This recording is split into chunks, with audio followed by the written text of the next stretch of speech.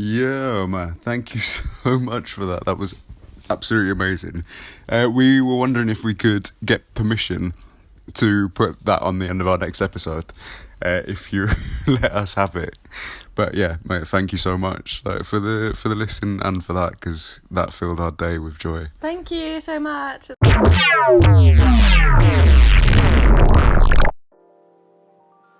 Oh man, that's so awesome. That is Luke from Pain in the Class. That's his response to my Pain in the Class theme songs. I've told you guys I've been leaving these theme songs for these podcasts, and some of them have been getting back to me and been wanting to utilize my theme song on their podcast, which just feels so good.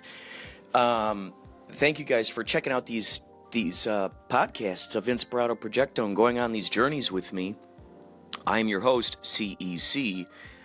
I want you to know that today you will also be on a journey as I go into the studios with Chris LeKooreman and Dave Uchansky to get these deliverables together for Bloody Bobby. We have a distribution company called Uncorked Entertainment. They're very interested in getting our movie Bloody Bobby out there into the world. Check it out. It's based on an urban legend, bloodybobby.com. Check it all out. It's all there. We made the movie based on that. We got to get these things together, the deliverables. That's what they want in order to send this out there into the world. So there's still music issues and all kinds of stuff like that we still have to work out the kinks with before we wrap it all up nicely into a tight little gift package there and send that off out there to those guys. So you'll hear about what goes on in there. So stay tuned.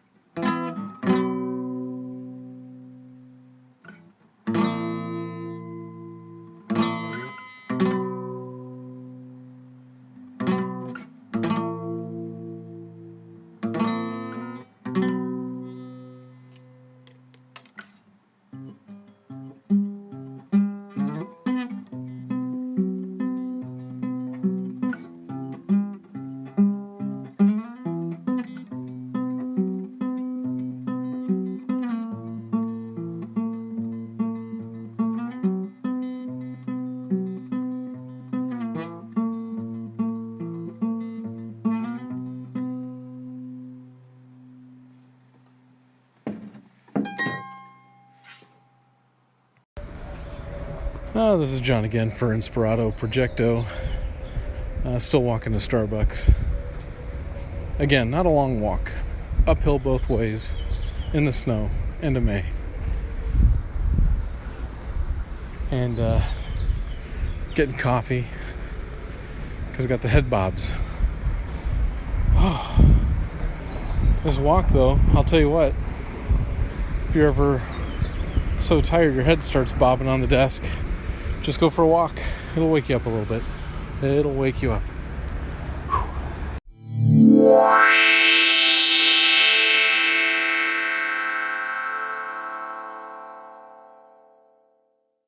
Yeah, there's a lot yet. Yeah, so...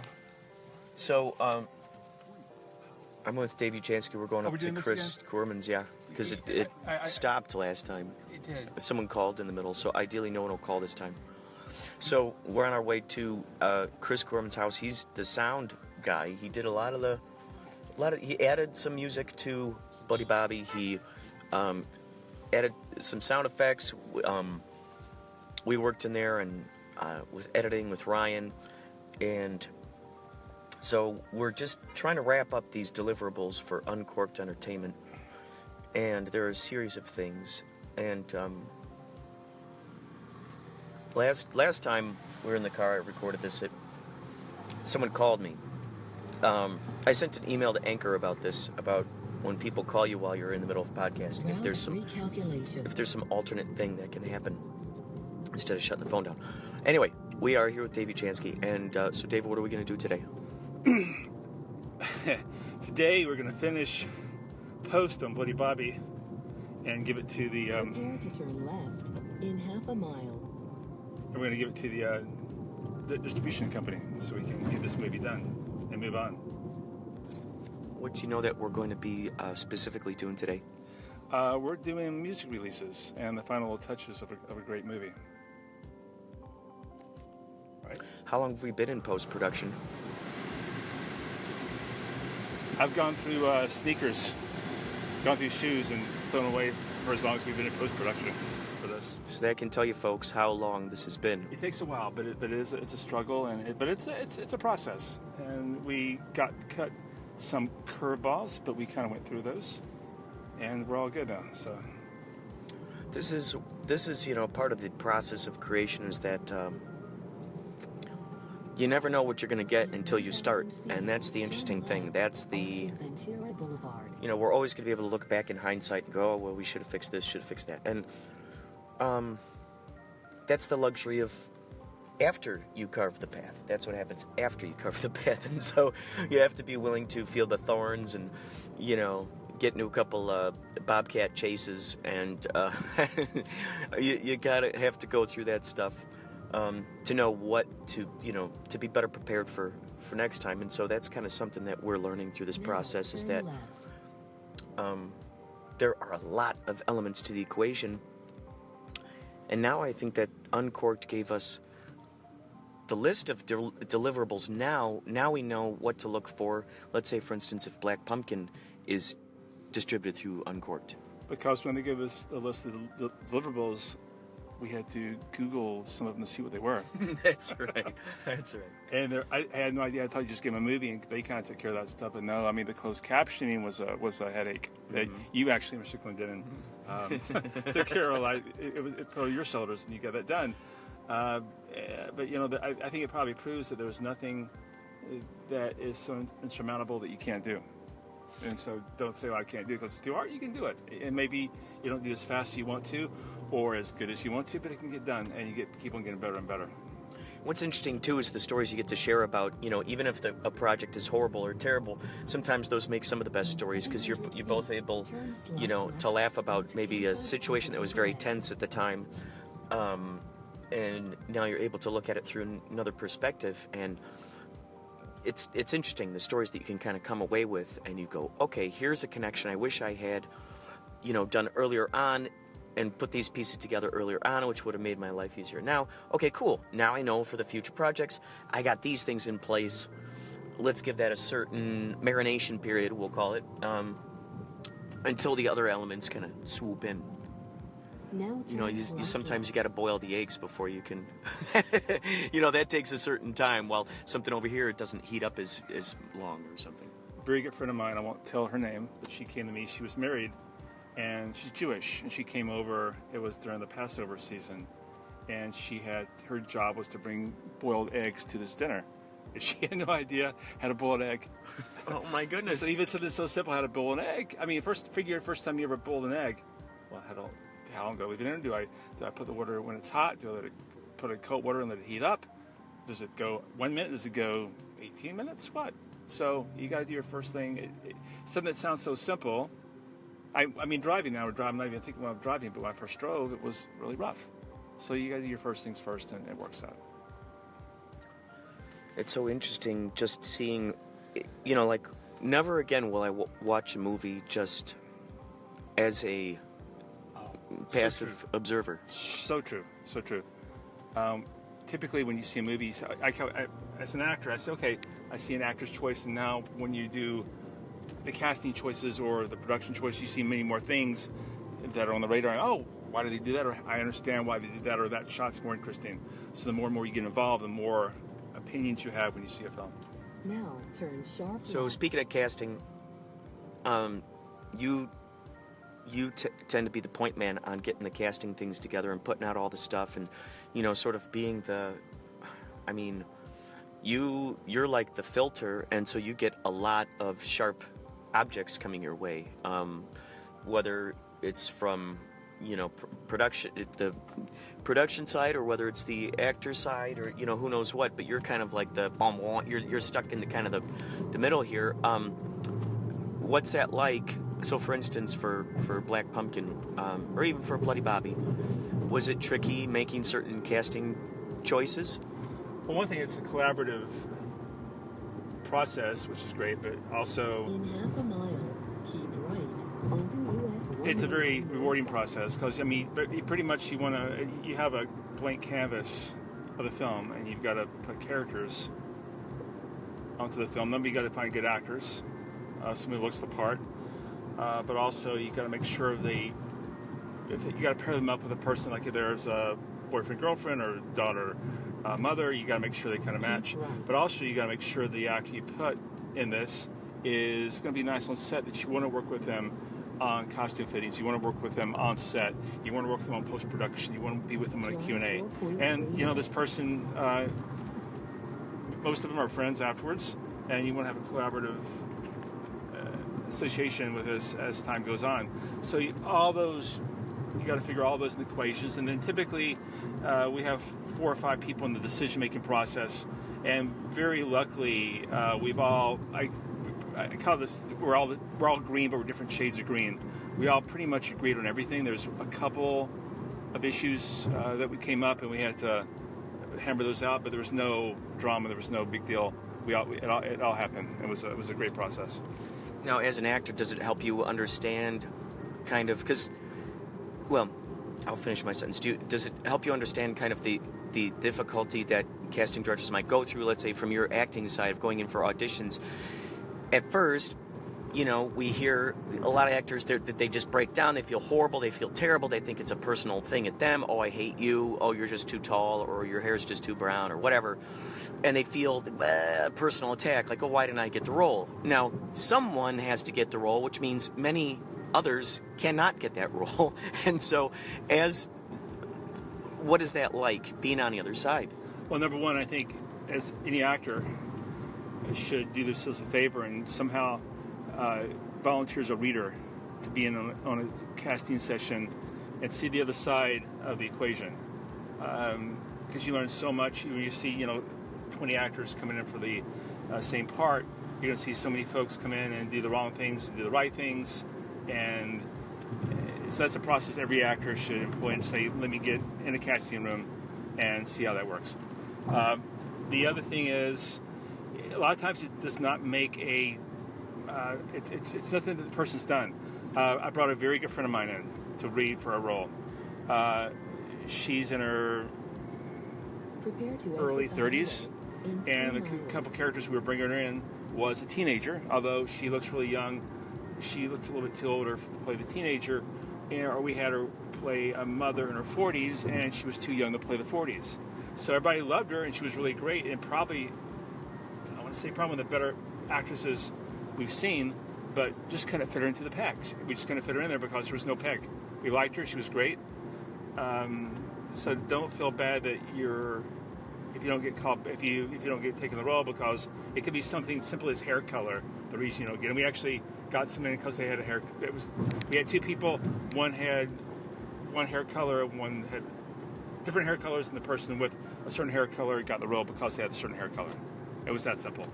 It's interesting, the whole chemistry aspect of it, because I think what a huge deal is, because, you know, if you truly want people to bring the characters to life, it's hugely important that they collaborate well with each other. It's hugely important that they have a good rapport with each other. They laugh, they play, they're playful with each other. Sometimes, I mean, that to me feels like that's the main thing that really one is looking for, you know, and then other subtleties kind of fall into place after that, you know, like, for instance, if a girl's hair is brown, but you're imagining a redhead, but she's got great chemistry with this person, either, you know, just simply if she's okay with dyeing her hair, we do that, or we just go, okay, well, this part is just now for a brown-haired person. It's crazy how that stuff works. And then obviously the whole idea of scheduling too, right? Coming up with schedules is... That's difficult too, because we are independent production. Our scheduling, our shoot date change, 3 or 4 times? Mm-hmm. And the person to be flexible enough to be able to handle that. And then, like right now, we're talking about doing reshoots, and we're supposed to do it sometime this week, and that's still kind of a little bit up in the air. So you gotta make sure the actor is flexible enough to be able to work with you. You know, it's so interesting. One thing about the submitting process. We brought some people in that we knew, and were known qualities, but we had some roles we really needed to cast, and we did a lot of online casting or online submissions. And a lot of times it's, you know, pretty much for one role we had, which was, you know, kind of a smaller role, we had probably over 200 submissions. And the only thing I'm looking at is a little peck shot of a person's face. So you want to make sure, for actors, if you do a submission, you want to make sure that the shot really shows up well, and that it makes, if I'm looking at 200, it's going to make me want to press yours to bring it up and see the whole full picture and then look at your resume.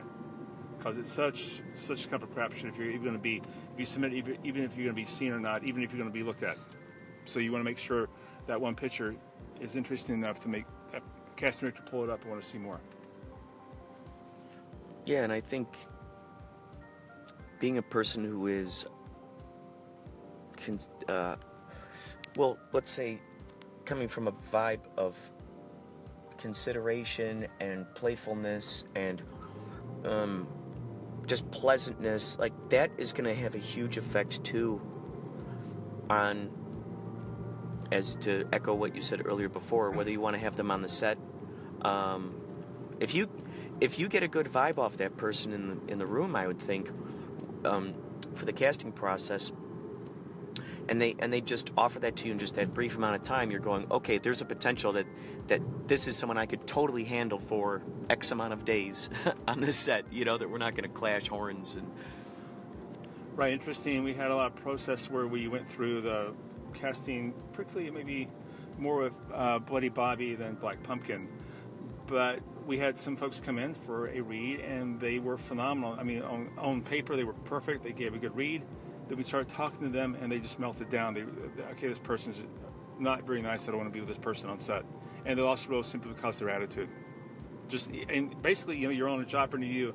And we have been told we're in one of the best audition rooms to come in for an audition because everybody's supportive. We always get somebody to redirect. They always get a second chance. We're always very, very respectful of the actor if we're given, you know, their time. They basically take the time to submit. They take the time to get the sides, throw in the sides, and invest in this, and come out and see us. Say they take 3 or 4 hours coming out for this process, and at least want to make the experience for them worthwhile while they're in the room.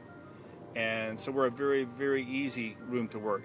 And for an actor to blow it, which a couple have because of their attitude, but vice versa, we had another actor come in for a role, and we had him for one role, and I saw something in him that I think would be good for another role, and everybody else in the casting room was saying, "You're crazy. He can't do this. He won't. He's not that type." And he came in, and he was casting the role that I thought he was good for, because I saw something about him that something ticked when I talked to him initially. When I went and greeted him, I said, I want him to read for this too. And so just the attitude, and be open, and be you can do more by just having those little pleasantries. You can make or break yourself. You know, there's a wonderful phrase that Andy Kaufman once said, which is, whatever is unknown is magnified. So that's kind of like that kind of basically explains to me like the confrontation with the unknown.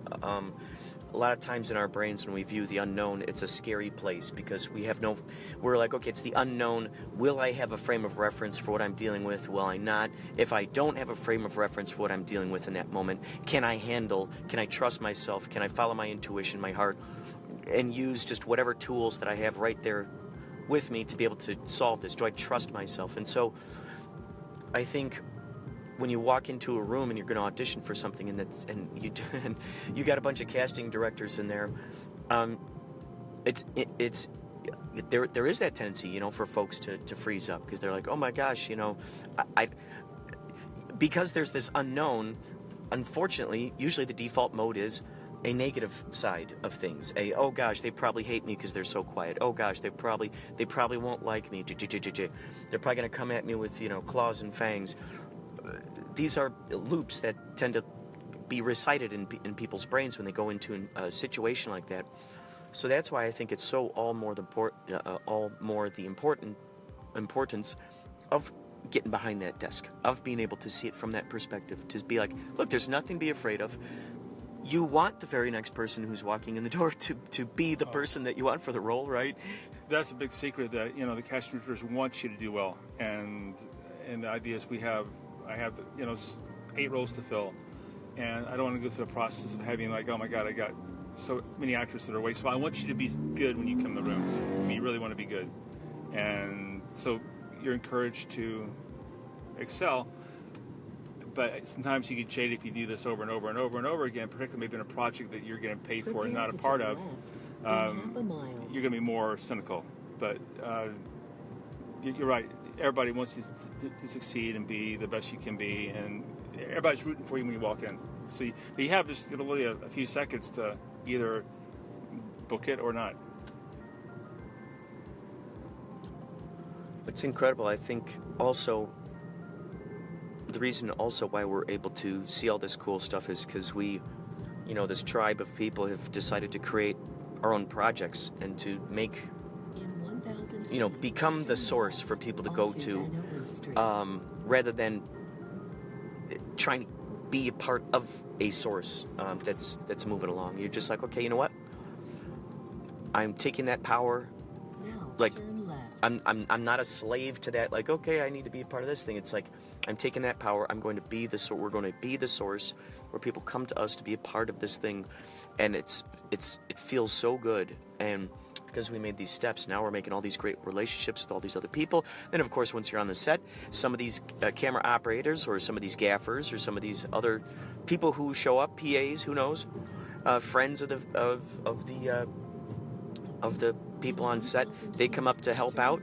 And those people end up having projects that they're in the process of working on, and then they think about you and they go, this person worked well with me on that set. Maybe we could work together on mine, you know? So many of your jobs you get are from people you meet. I mean, a lot of the roles we cast before, I know this person will be fine, so why would I go ahead and sit out breakdowns on a role when I knew Kurt could do the role? But also don't cut yourself off to anything. I mean, do your own projects, but also run everything. Go ahead and do the regular auditions. Go ahead and do your own projects. Don't close yourself off to anything, and you'll be successful. I mean, it's got to happen. The more you do, those who don't succeed, what have you done? Like, well, do they put submissions? Do they even take their iPhone out and make any kind of movie? No. You just got to keep on putting stuff out, and you don't know when it's going to work or what's going to work. You just got to work it. It's a funny thing, too, because Ryan never had a frame of reference for writing screenplays. Neither did Jen Mathiasen. And now they decide to collaborate together. They make Bloody Bobby. 2 non-screenwriters writing a screenplay, getting it funded, getting it made, That's huge. finding a distributor. It's huge. That's huge. You Getting it have funded. reached your destination. You know, that's the interesting thing. As long as you got people co-signing on your dream, people who are all co-signing on the same dream, creating this ensemble of like, yes, and we believe in this. Let's move it along. Let's contribute to the dream. Oh my gosh, it's just going to grow. It has no choice but to grow. And don't, if it's just you, until you build, you can do it by yourself, then you bring somebody else in, but build your team. Don't worry if it's you and one of your friends, but keep on building and more people will come. Build and they will come. That's true. That's true. All right, folks, we shall talk more later, of course.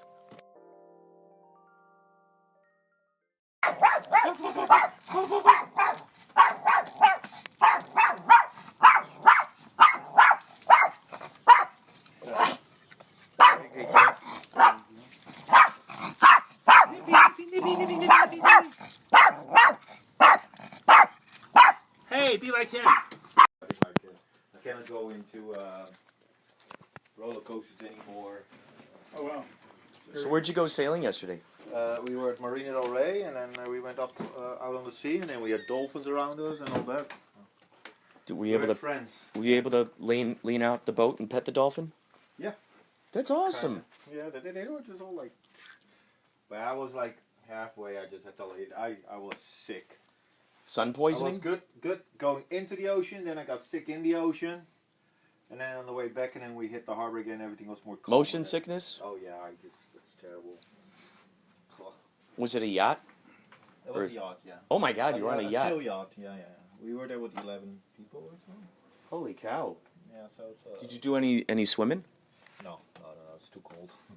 We could, because you have the whole like side thing that goes down and into the water, and you can just dive in the ocean. But I don't think this is the right ocean to like really dive. Wow, dolphins. How many dolphins would you say you saw? I think it was like a group. It was like really a group of dolphins, and they were really like swimming next. Oh my God. Were you able to get some photos or footage? Yeah. You got footage too? Yeah, so they've been, my friends have been posting. I just have to connect the hard drive. I've changed everything. I've been working in the studio with artists. Yeah, so that was fun. Let me see.